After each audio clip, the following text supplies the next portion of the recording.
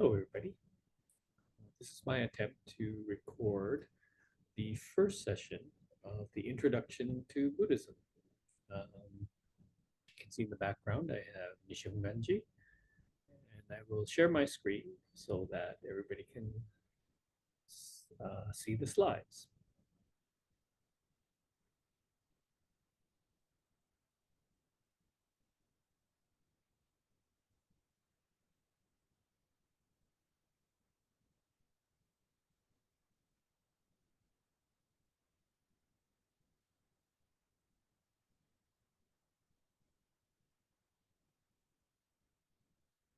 So welcome.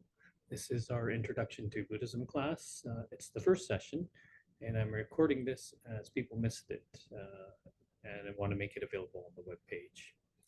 What the plan is for the next 6 weeks is to talk first about the life of the historical Buddha, Shakyamuni Buddha. So that's what we're going to do today.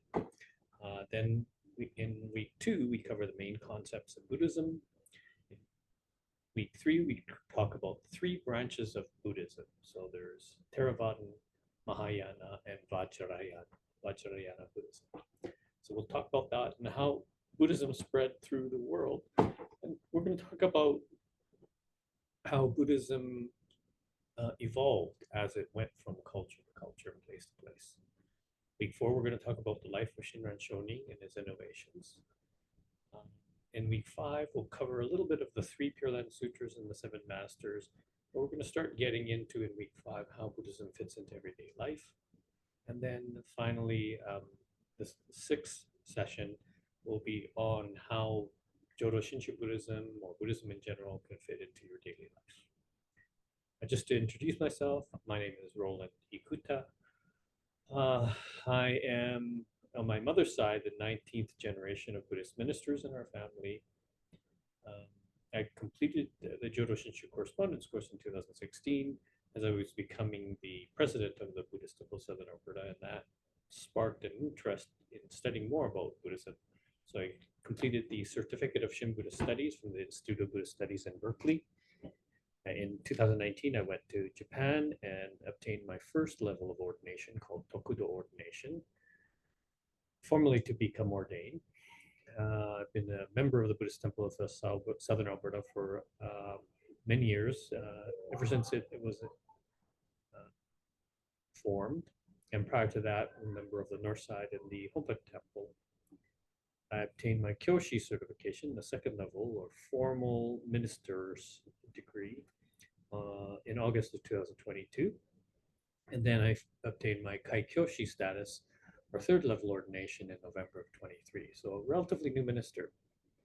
I retired as a geriatrician, a specialist looking after seniors, in January of 22. Just to let you know a little bit about the Buddhist Temple of Southern Alberta, it's an amalgamation of 7 temples. So there was Tabor, Raymond, Lethbridge, Northside, Honpa Temple, Coaldale. Picture Butte actually closed in 1992 and amalgamated with the Northside Temple, and then there was Rosemary. So the building was completed in 2019, so we've been in existence for over 15 years now. So what is Buddhism? Just to give a general overview, Buddhism is a religion of approximately 600 million people worldwide. It originated 2,500 years ago in India with the birth of the historical Buddha. We don't believe that there is a God or a deity. We follow the teachings of the Buddha, and we want to discover ways to live our life to the utmost with an appreciation for the splendor of life. Really, the goal of Buddhism is to try and gain enlightenment or awareness of the true reality. Just on the slide is the Buddhist flag adopted in 1950 internationally. So you'll see these flying outside of various temples across the world. And note that it's very similar to the Pride flag in many ways. So before we get going with the life of the historical Buddha, I thought I'd talk about, well, why do we have religion? What's the purpose? So what do you think? What is the main purpose of religion in this world? Well, there's a number of things that have been make sense. explains the fundamental questions or existential questions like why do we exist, what happens when we die, and the purpose of life. It serves as a moral and ethical guide. It offers a community of spiritual seekers. And so the sense of belonging and being part of a group following a spiritual path is very important. Religion can help people cope with their suffering. It connects to a higher power or being. And then lastly, it encourages personal transformation and growth. So I do believe that one of the main functions of religion is to make sure that we are able to be the best person that we could possibly be. So let's talk about the life of Siddhartha, the historical Buddha. He was born as Siddhartha Gautama in 653 BCE, before Common Era. He was born into a family called the Shakya clan in northern India, northeastern part of India. And the capital of that kingdom was Kapilavastu. So Kapilavastu is still a city that exists today. So after his enlightenment, he was named Shakyamuni Buddha because he was the Buddha or the sage of the Shaka clan. And so Buddha, just to clarify, it means an enlightened being or the awakened one. And so any person who attains enlightenment is a Buddha. His father was King Suddhodana and his mother Queen Maya. Queen Maya had a dream. Her and her husband were not able to conceive. She had a dream about a white elephant entering in her side, and that was foretelling the fact that she would become pregnant with an auspicious son. So he was born in Lumbini Garden in the western part of Nepal, actually. And it's said he was born April the 8th, 653 BC. And so that's when we celebrate the birth of the Buddha, or Hanamatsuri. His mother, Maya, unfortunately died 7 days after childbirth. And he was raised by his stepmother, Prajapati, Mahaprajapati. Legend states that when he was born, he took 7 steps. And the 7 steps symbolize passing through the 6 realms of suffering. So the realm of the gods, the demigods, humans, animals, hungry demons, and hell. And so it's said that he took 7 steps symbolically to pass through all of the realms and enter nirvana. He's raised his hand to the sky and said, I alone am the world honored one. Or another version is, I am the chief of the world. Eldest am I in the world. Foremost am I in the world. This is the last birth. There is no more coming to be. So this is a picture of Lumbini. I had an opportunity to visit there with my wife and many people actually. So this is what it looks like currently, and that's supposedly the pool that Queen Maya bathed in. And this is another view of the temple at Lumbini. There's a Bodhi tree present at Lumbini. It's a relatively newer tree, only about 300 years old. That's the top of the temple. And we know that this is the site of the birth of the Buddha because of Ashoka's pillar. So we'll talk about Ashoka's pillar in week 3. But this is a pillar that had been found, indicating that this was the birthplace of the Buddha. And just to let you know, Lumbini is now a marvelous grounds. There are about 14 different temples that were built from people from around the world. This is the drive or the runway that goes into Lumbini. And this is some examples of some of the beautiful temples that are built by the different countries. The Indian government has given land to various countries. There is a Nichiren temple, Buddhist Nichiren temple from Japan there as well. So Prince Siddhartha, after he was born, a wise man, Asita, came to visit him to bless him. And when Asita came to visit the baby, he started to weep. And King Suddhodana said, well, why are you crying? And Asita said, I am crying because I am so sad that I will not grow up to see this baby become a man. He said that one of two things would happen. He would become a great religious leader that would help people end their suffering worldwide, or he would become a great ruler, an emperor that would rule much of the world. So Father Suddhodana wanted a hare to rule in his stead. And so he created a pleasure palace. Actually, there were four palaces um, where Prince Siddhartha lived in a life of luxury, not uh, wanting for anything. In this palace, he would only allow young and healthy people. Um, he sort of gave Prince Siddhartha a life of pleasure and no suffering. So he marries at the age of 16 to Yashodhara, and he had a son, Rahula, after he was married for about 4 years. But typical of someone who leads this very spoiled life, he started to get bored and he asked his father for permission to leave the palace grounds. And so his father allowed him to go on 4 different trips. And on these 4 different trips, he encountered 4 various things. So on this first trip, he saw for the first time an old person.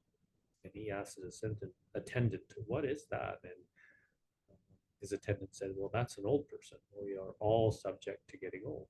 The second trip, he saw a sick person, so someone who was ill. And again, this was the first time he'd seen anybody seriously ill. And he asked his attendant again, what is that? And he said, well, that's a sick person. We're all liable to become sick at some point. The third trip, he found body, body that was being cremated. And he said, well, what's that? And that's a corpse, said his attendant. We all are going to pass away. So these 3 trips and his discoveries really troubled Prince Siddhartha. And on his 4th trip, he actually found a monk. And this monk seemed so serene, even though he was living a life of poverty, but he was radiant with inner peace. And the Siddhartha asked his attendant, well, who is that? And how can I become like him? And his attendant told him. And so from that point, Siddhartha decides to leave his wife and his child and the life of luxury in the castle and to follow a spiritual path. So what do you think about that? I mean, it's a story, but if we think about it, Siddhartha actually chose to leave his wife, even though his wife and his child were in good hands. But he chose not to be involved in their lives anymore. And he started a personal quest, a quest for himself. And how do you think it was that you would deal with these existential questions, like what is suffering? Why do we become old and sick? So the next part of the story is that Siddhartha sought out some very well-known religious teachers and he practiced extreme asceticism for 6 years.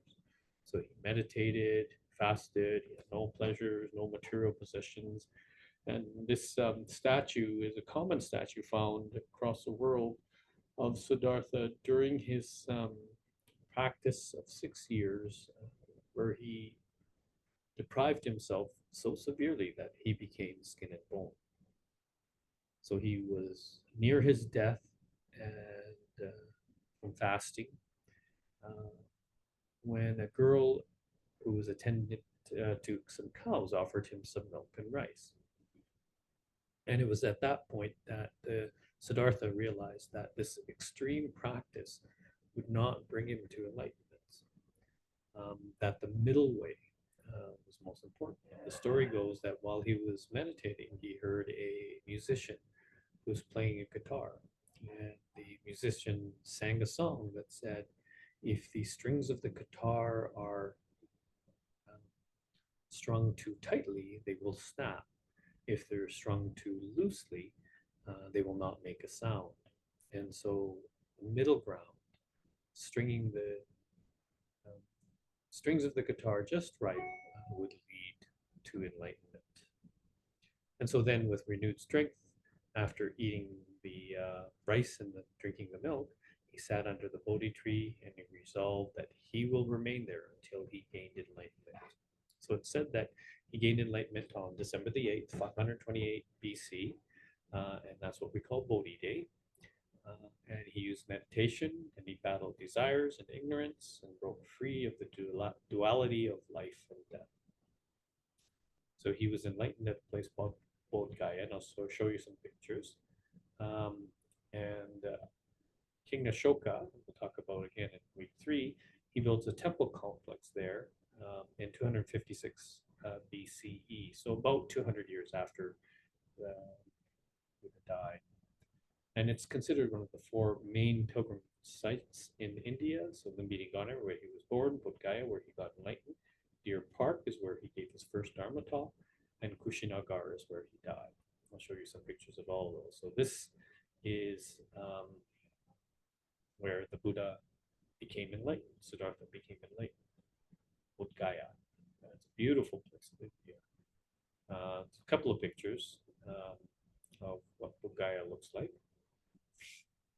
At the site in Bodh Gaya, there's a huge statue of the Buddha. And interestingly, there are statues on the side of many of his main disciples. Sariputra, Ananda, various other important disciples. This is Bodh Gaya at night. And at Bodh Gaya, there is the historical Bodhi tree. So this is the Bodhi tree under which the Buddha became enlightened. And this tree is actually the 3rd descendant of the original Bodhi tree. So this tree itself is felt to be about 700 years old, and they had to take samplings from the previous trees as the tree was dying. I think they said that the oldest tree existed for about 900 years. And this is at the base of the Bodhi tree. They're actually a place where they said the Buddha sat and gained enlightenment. And at Bodh Gaya, there are many, many visitors. So people who come there to meditate for the day or for weeks or for months even. And they're from all over the world. So these are Tibetan monks, but we encountered people from Vietnam, Japan, China, Korea, and US, Canada. There's so many people at Bodh Gaya. So after the Buddha was enlightened, he had to make a decision, and it took him a little while to make this decision. Does he enjoy enlightenment for himself, or does he try and teach others and help them from their suffering? And so he made a decision that he will spend the rest of his life teaching others the process of how to become enlightened. So he gave his first Dharma message at Deer Park in Varanasi, and his first Dharma talk was given to 5 ascetic monks who had been following him, and they gave up on him when the Buddha or Siddhartha drank the milk and ate the rice. They said, oh, he's given up his practice, he's no good.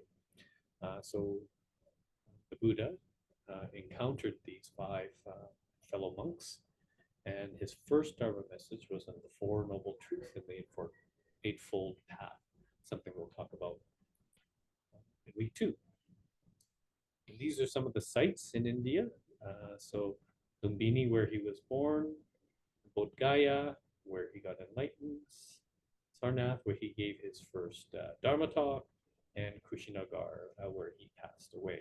This is sort of the map that's listed. So this is India, China over here, Tibet. And, you can see it's really a fairly small area of northeast India where he spent his life. This is at Deer Park, and this is one of Ashoka's pillars that was erected about 2,300 years ago, and this pillar has been restored. Only a partial pillar was there, but it did indicate that this, in fact, was Deer Park, Sarnath. This is what the grounds look like. And there's a stupa here.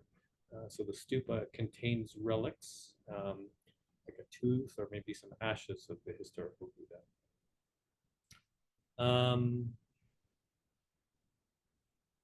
So as I mentioned, then after Prince Siddhartha becomes enlightened, becomes a Buddha, and he spends the rest of his life, 45 years, till the age of 80, teaching and helping others to gain freedom from suffering.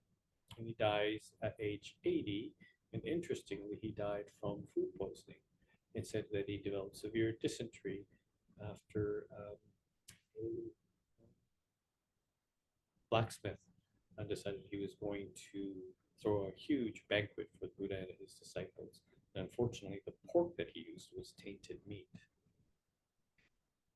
Another interesting story is that his stepmother, so the person who raised him, Prajapati, Mahaprajapati, asked the Buddha after he was enlightened to enter the Sangha. At that point, the Buddha only had male disciples or monks.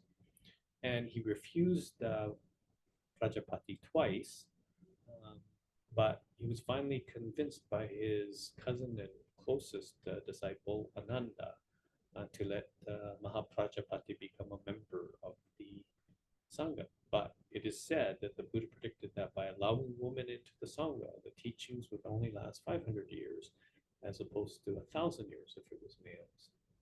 And when he allowed women to enter into the Sangha to become nuns, he said there were 8 additional rules, or more serious rules, I guess, that were required of the nuns and not required of the men.